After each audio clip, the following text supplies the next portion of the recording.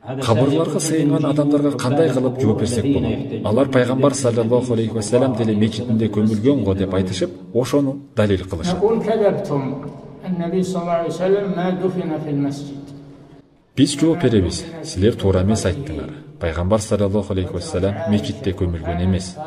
Ал өз бөлмөсүндө, Айша энебиздин бөлмөсүндө коюлган.